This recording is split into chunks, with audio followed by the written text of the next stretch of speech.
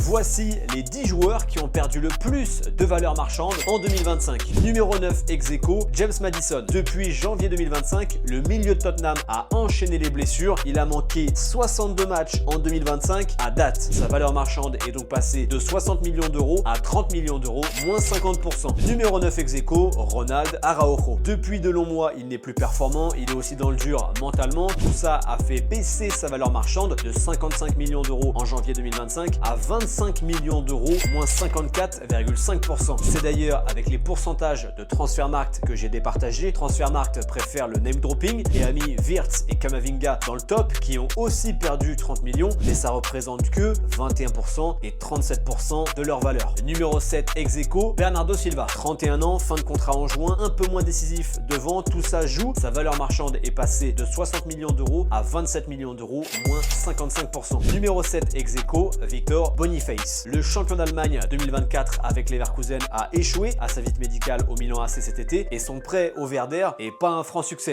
Il joue pas. Sa valeur est donc passée de 45 millions d'euros à 12 millions d'euros, moins 73%. Numéro 6, Martin Odegaard. Depuis le début de la saison, le Norvégien a été gêné par les blessures. Il est un peu moins indispensable à Arsenal qu'avant. Sa valeur marchande a donc baissé en 2025 de 110 millions d'euros à 75 millions d'euros. Numéro 4 ex aequo, Rodrigo. 2 petits buts en Liga seulement en 2025. Xabi Alonso qui l'a d'abord laissé sur le côté. Une influence moindre au Real Madrid. Le Brésilien a donc vu sa valeur passer de 100 millions d'euros en janvier à 60 millions d'euros en décembre 25, moins 40%. Numéro 4 ex aequo, Gavi. Victime d'une grave blessure au genou, le joueur du Barça est sur la touche depuis août. Sa valeur a donc chuté de 80 millions d'euros à 40 millions d'euros, moins 50% en 12 mois. Numéro 3, Vinicius. Le Brésilien n'a pas encore retrouvé le niveau qui a failli lui offrir le Ballon d'Or 2024, alors forcément, sa valeur a été impactée de 200 millions d'euros à 150 millions d'euros. Numéro 2, Rodri. Le joueur de City n'est toujours pas vraiment revenu de ses croisés en septembre 24. Sa valeur marchande est donc passée de 130 millions d'euros en janvier à 75 millions d'euros aujourd'hui pour le Ballon d'Or 2024. Numéro 1, Phil Foden. Foden a fait une mauvaise saison 24-25 et malgré du mieux depuis l'été, la baisse a été tellement forte en début d'année que ça en fait le numéro 1 de ce top. Sa valeur est passée de 140 millions d'euros à 80 millions d'euros en 12 mois.